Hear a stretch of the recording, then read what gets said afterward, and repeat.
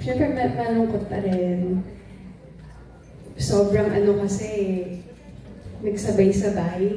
Parang we lost 3 family members in 3 weeks. So,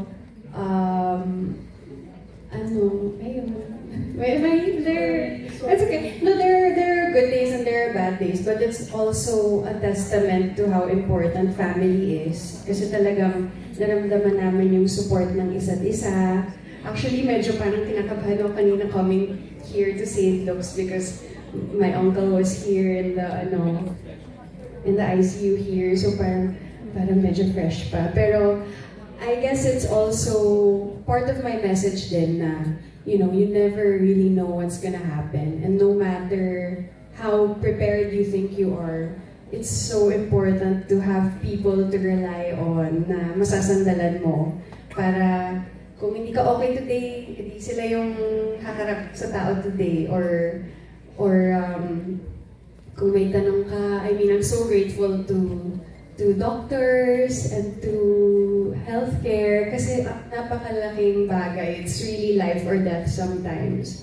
So, parang, parang yun na yata talaga yung message ko sa mga tao now na, really take care of your health and live life to the fullest and always find the best partner. Parang at the end of the day, it's really the people around you na talagang makakaangat sa'yo in times of need.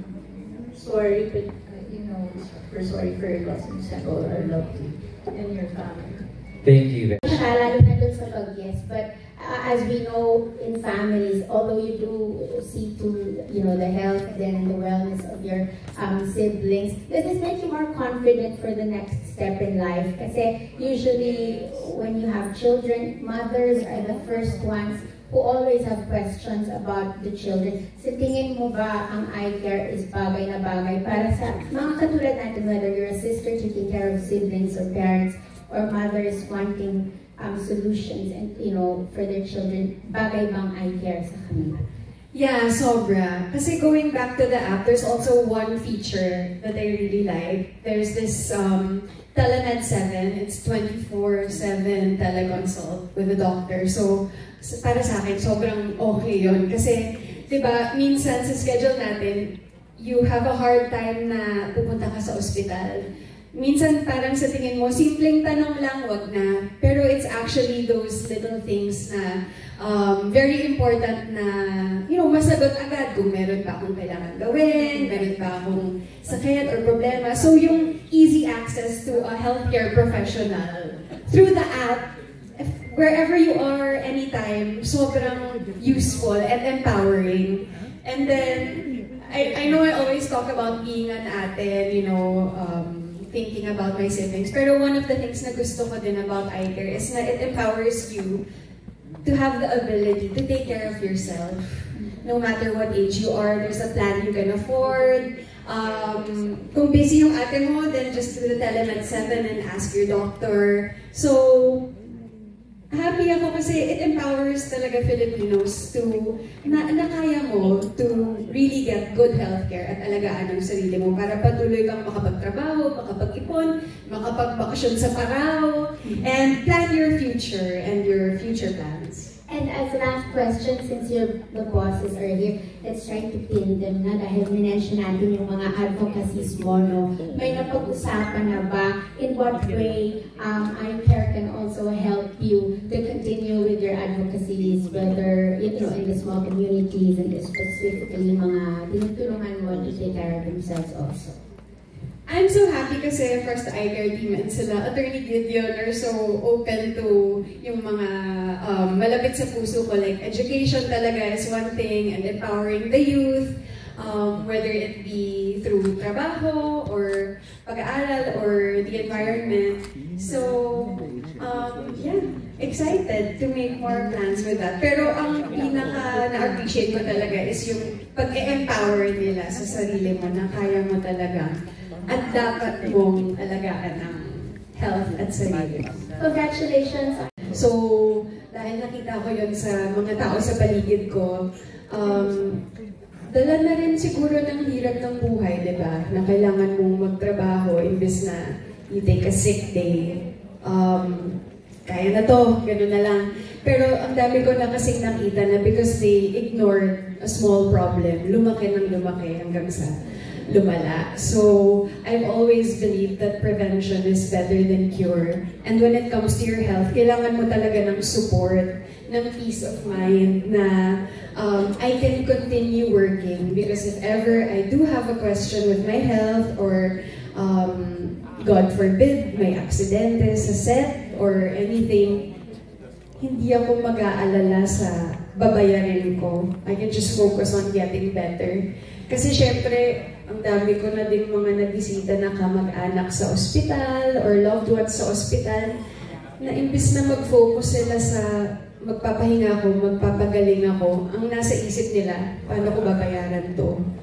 And hindi talaga siya nakakatulong because mental health is as important as your physical health. So, sobrang helpful to really have that partner. Even the liaison officer sa ospital na tutulungan ka sa mga papeles mo, it's such a big deal. Or yung Telemed 7 na I can ask the doctor anytime, Doc, okay lang ba to? Pwede pa ako pumasok sa work bukas? Kasi syempre, iisipin mo din, am I endangering my co-workers sa pagtuloy ko sa trabaho?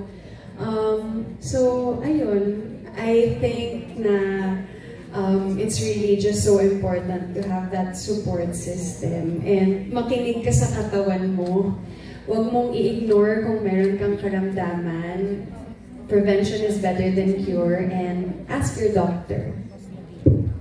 Yes! Hi everyone! Good morning! Good morning. It is wonderful to see you. Very beautiful indeed. Can we give her a round of applause, ladies and gentlemen? The best partner for me and my family's health. So, excited to talk more about it today. Thank you po. For sure. And we're so happy, to hear it from not just the eye care team, but from you as well, that the feeling is mutual, that you guys are both happy to say yes to each other. And I know everyone's excited here as well to hear your statement on how we made it official dito sa eye care. Official. Official. But of course, it's all relaxed, and we prepared actually a video here showing eye care Janine's advocacy for better and affordable healthcare. So how about we all watch this?